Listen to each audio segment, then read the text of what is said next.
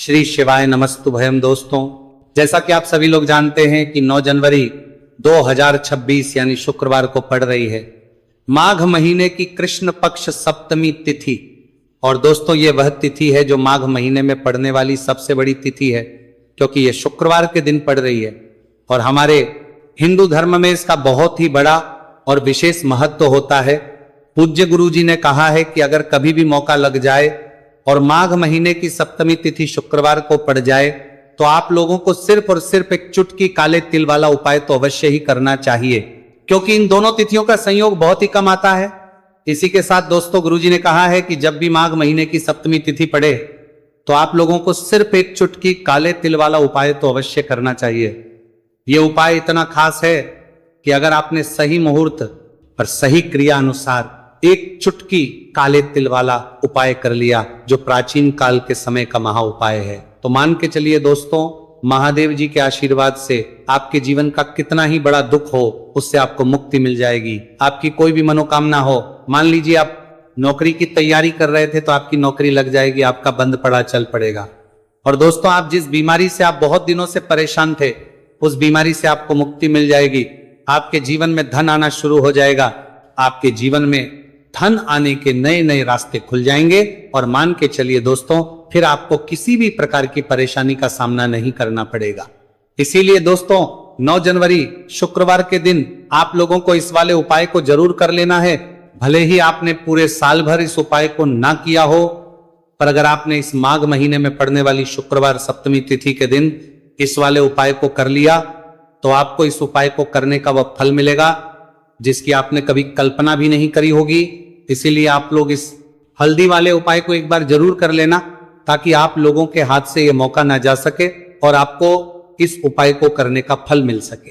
दोस्तों, ये उपाय पंडित जी ने अपनी अभी की ही शिव महापुराण की कथा में बताया है, जो इस उपाय को आज हम आपको बहुत अच्छे से समझाने वाले हैं। इस वीडियो को देखने के बाद इस उपाय को समझने के लिए आपको कोई वीडियो को देखने की जरूरत नहीं पड़ेगी। तो दोस्तों, इस उपाय को आपको कैसे करना है, कब करना है, कहां पर करना है और उपाय को करते समय आपको किन किन गलतियों को नहीं करना है और आपको किन किन बातों का ध्यान रखना है, ये सारी जानकारी हम आपको इस वीडियो में देंगे। तो चलिए भक्तों, उपायों को शुरू करते हैं।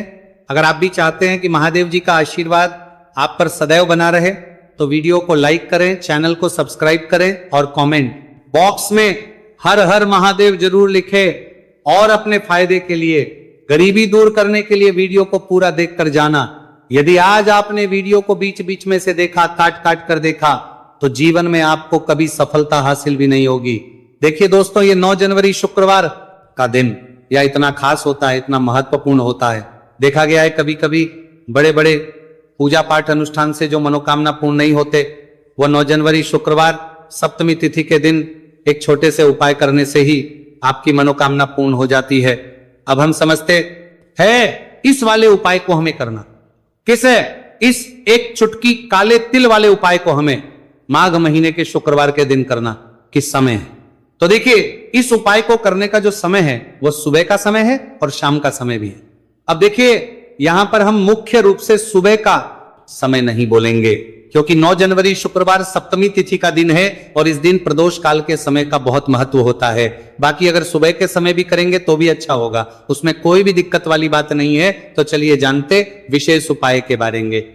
लेकिन उससे पहले एक प्रार्थना, अगर आप इस चैनल पर नए हैं तो आप इस वीडियो को लाइक करें, चैनल को सब्सक्राइब करें और कमेंट बॉक्स में आप अपनी राशि या अपना नाम जरूर डाल दें, क्योंकि हम राशि से जुड़ा भाग्य भी बताते हैं और भाग्य में चल रही परेशानियों को दूर करने के लिए वो आसान से आसान उपाय भी बताते हैं। तो चलिए अब हम अपने सबसे पहले उपाय की बात कर लेते हैं। तो चलिए बात करते हैं हमारे पहले उपाय की। देखिए, उपाय के लिए आपको 2 दीपक लेने होंगे। दोनों ही दीपक आप मिट्टी के भी ले सकते हैं और दोनों ही दीपक आप शुद्ध आटा मढ़कर उनके भी तैयार कर सकते हैं। अब दोस्तों, दोनों ही दीपक के अंदर आपको शुद्ध घी का प्रयोग करना होगा और एक दीपक के अंदर आपको गोल रुई की बाती का प्रयोग करना होगा और एक दीपक के अंदर आपको लंबी बाती का प्रयोग करना होगा। लंबी बाती वाले दीपक के अंदर आप मौली वाला जो धागा आता है कलावा का, उसकी बाती का प्रयोग भी आप लंबी बाती वाले दीपक के अंदर कर सकते हैं। 2 दीपक वाला यह चमत्कारी उपाय केवल शुक्रवार सप्तमी तिथि की रात्रि में ही किया जाता है, इसीलिए आपको इस उपाय को बहुत ही ध्यान से समझना। इसी के साथ में आपको एक चुटकी काले तिल के दाने लेना है और इसी के साथ में आपको मात्र एक चुटकी हल्दी भी लेनी होगी। अब दोस्तों, ये सभी सामग्री लेकर के आपको रात्रि के समय पहुंच जाना है अपने घर में। जहां कहीं भी तुलसी जी का पौधा, तुलसी माता का निवास स्थान है, वहां पर देखिए दोस्तों, सबसे पहले तो आपके पास जो एक गोल बाती का दीपक है, उसे आपको तुलसी जी के वहां पर प्रज्वलित करना है। दीपक को प्रज्वलित करते समय आपको ओम नमो भगवते वासुदेवाय इस मंत्र का 11 बार जाप कर लेना है। अब देखिए दोस्तों, आप जो एक चुटकी काले तिल के दाने लेकर के आए हैं, उन्हें आपको अपने सीधे हाथ में रखना है, और जो आपने गोलबाती वाला दीपक प्रज्वलित किया है माता तुलसी जी के वहां पर, उसके ऊपर से आपको इन एक चुटकी काले तिल को घड़ी की दिशा में घुमाना है। आपको अपना नाम और अपनी गोत्र को बोल देना है, और फिर आपको इन काले तिल को उस जलते हुए दीपक के अंदर डाल देने हैं। देखिए, काले तिल भगवान विष्णु के पसीने से उत्पन्न हुए हैं, और जब भी हम ये दीपक की रात्रि में प्रज्वलित करते हैं तो इससे हमें हमारे कर्ज में राहत मिलती है, हमारे जीवन में धन प्राप्ति के नए नए मार्ग खुलते हैं, हमारा अगर कोई भी कार्य रुका हुआ है तो वह भी परिपूर्ण होता है। देखिए, गोलबाती का जो दीपक है, विशेषकर हम माता तुलसी के वहां पर भगवान विष्णु और माता लक्ष्मी के निमित्त प्रज्वलित कर रहे, इस प्रकार से आपको यह दीपक प्रज्वलित कर देना है। अब जो आपके पास लंबी बाती का दीपक है, एक चुटकी हल्दी है, तो इससे आपको लेकर के पहुंचना है अपने घर के मंदिर में। आपके घर के मंदिर में माता लक्ष्मी की जो दीप प्रतिमा की मूर्ति है, उनके सामने सबसे पहले तो आपको ये लंबी बाती का दीपक रखना है, फिर आपको दीपक को प्रज्वलित कर देना है। दीपक को प्रज्वलित करते समय आपको ओम महालक्ष्मी नमः इस मंत्र का जाप करते रहना है। अब दोस्तों, आपके पास जो एक चुटकी हल्दी है, उसे आपको सीधे हाथ में रखना है, और इस एक चुटकी हल्दी को आपको उस दीपक के ऊपर से 11 बार घड़ी की दिशा में घुमाना है, और आपको महालक्ष्मी मंत्र का जाप करते रहना है, और इस एक चुटकी हल्दी को आपको उसे दीपक के अंदर डाल देना है। देखिए, एक चुटकी हल्दी वाला जो दीपक है, आपके जीवन से दुर्भाग्य को समाप्त करता है, माता लक्ष्मी की आपको कृपा प्राप्त करवाएगा, धन प्राप्ति के आपके जीवन में नए नए मार्ग बनाएगा। देखो, अगला उपाय है, वो भी बहुत ज्यादा खास है। तीनों उपाय को आप जरूर सुनना, क्योंकि जो आपको अच्छा लगे वो उपाय आप कर सकते हैं। देखिए, इस उपाय के लिए आपको 2 हरी इलायची लेनी होगी। हरी इलायची आपको साबुत लेनी है, खंडित नहीं होनी चाहिए। और इसी के साथ में आपको मात्र थोड़ा शहद लेना है। शहद आपको मात्र आधा चम्मच या फिर उससे भी कम ले लेना है। और इसी के साथ में आपको एक दीपक ले लेना है। दीपक चाहे तो मिट्टी का भी ले सकते हैं, और आप चाहे तो शुद्ध आटा मढ़कर उसका दीपक भी आप तैयार कर सकते हैं। इस दीपक के अंदर आपको मौली का जो धागा आता है कलावा का, उसकी बाती का प्रयोग करना होगा। यानी कि इस दीपक के अंदर आपको लाल रंग की बाती का प्रयोग करना होगा, और इस दीपक के अंदर आपको शुद्ध घी का प्रयोग करना होगा। अब ये सारी सामग्री लेकर के आपको अपने घर में जो भी मंदिर है वहां पर पहुंच जाना है, और आपको माता लक्ष्मी के किसी भी स्वरूप के सामने बैठ जाना। अगर माता लक्ष्मी की फोटो है, माता लक्ष्मी की प्रतिमा है, तो उनके सामने आपको बैठ जाना है। अगर माता पार्वती की प्रतिमा है तो उनके सामने आपको बैठ जाना है। यानी कि किसी भी माता के स्वरूप के सामने आपको बैठ जाना है। अब देखिए, सबसे पहले तो आपको माता रानी के सामने थोड़ी सी चावल की ढेरी बना देनी है। यानी कि थोड़े से अक्षत के दाने आपको माता रानी के सामने रखना है। उसके बाद आप जो एक दीपक लेकर के गए हैं, उस दीपक को आपको उन्हीं चावल के दानों के ऊपर रख देना है, और फिर इस दीपक को आपको माता के सामने प्रज्वलित कर देना है। देखिए, इस दीपक को प्रज्वलित करते समय आपको ओम महालक्ष्मी नमः इस मंत्र का लगातार जाप करते रहना है। दीपक को प्रज्वलित करने के बाद आप जो 2 हरी इलायची लेकर के गए हैं, उसमें से एक हरी इलायची को तो आपको उसी दीपक के अंदर डाल देनी है, और वहीं पर आपको कम से कम 21 बार ओम महालक्ष्मी नमः इस मंत्र का जाप कर लेना है। अब आपके पास जो शहद है और एक हरी इलायची है, उसे सीधे आपको लेकर के पहुंच जाना है। भगवान शिव के मंदिर में पूज्य गुरुजी ने बताया है कि यह उपाय आपको सिर्फ और सिर्फ शाम के समय ही करना होगा। शाम को जब भी सूर्यास्त का समय होता है तो उस समय आपको यह उपाय करना है। लेकिन सबसे पहले तो आपके पास जो एक हरी इलायची है, उसे आपको उस शहद के अंदर अच्छे से डुबो देना है। यानी कि शहद का लेपन उसे हरी इलायची के ऊपर चारों तरफ आपको कर देना है। अब ये जो शहद से युक्त हरी इलायची है, इससे आपको भगवान शिव शिवलिंग पर अर्पित कर देनी है, और आपको वो श्री शिवाय नमस्तुभयम इस मंत्र का लगातार जाप करते रहना है। फिर इसके बाद आपको एक लौटा जल भी अपने साथ लेकर के जाना है। तो ये एक लौटा जल भी आपको धीरे धीरे शिवलिंग पर समर्पित कर देना है, और आपको श्री शिवाय नमस्तु भयम इस मंत्र का जाप करते रहना है। फिर इसके बाद आपको अपने घर आ जाना है। इस प्रकार से आपको ये उपाय कर लेना है। तो चलिए दोस्तों, जान लेते हैं गुरुजी द्वारा बताए दूसरे उपाय के बारे में। देखिए, इस उपाय के लिए आपको लेना है 11 चावल के दाने। गुरुजी ने कहा है चावल के दाने खंडित नहीं लेने हैं, बिल्कुल साबुत होने चाहिए। उसके साथ में आपको लेना है एक बेलपत्र।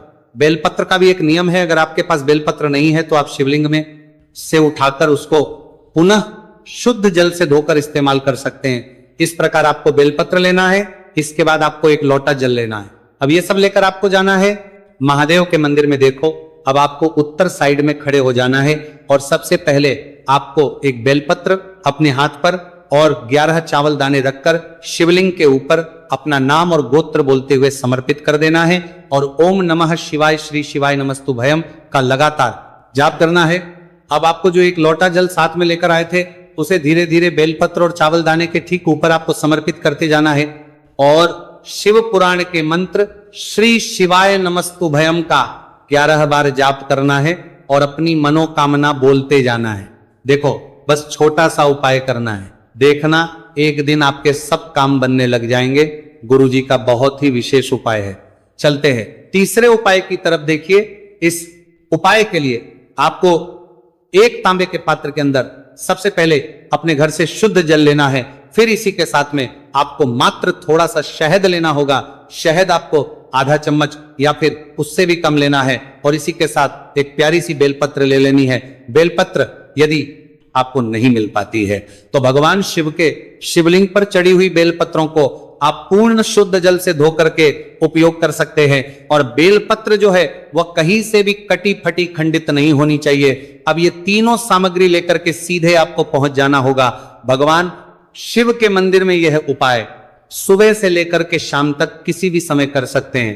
देखिए, सबसे पहले तो आपके पास जो शहद, उससे आपको अपने सीधे हाथ की चिट्ठी, उंगली के जो पास वाली उंगली होती है, अनामिका उंगली, उसमें थोड़ा सा शहद आपको लेना है और इससे फिर आपको शिवलिंग पर जहां माता अशोक सुंदरी का स्थान होता है वहां पर आपको ओम का निर्माण करना है। लेकिन जलाधारी के बिल्कुल बीच में जो स्थान होता है उसे माता अशोक सुंदरी का स्थान कहते हैं और इसी स्थान पर आपको शहद से ओम का निर्माण करना है। अब दोस्तों, आपके पास जो एक बेलपत्र है उसे आपको अपने सीधे हाथ की हथेली रखना है और महादेव से आपको अपनी विशेष मनोकामना, आपके जीवन में जो भी संकट चल रहे हैं, जो भी समस्याएं चल रही हैं, जो भी जीवन में दुर्भाग्य बना हुआ है, आप अपने किसी भी कार्य में सफल नहीं हो पा रहे, तो जिस भी प्रकार की आपकी समस्या है उसे दूर करने के लिए आपको महादेव से प्रार्थना कर लेनी है। और फिर ये जो एक बेलपत्र है इससे आपको शिवलिंग पर माता अशोक सुंदरी वाले स्थान पर समर्पित कर देनी। देखिए, जहां पर आपने ओम का निर्माण किया है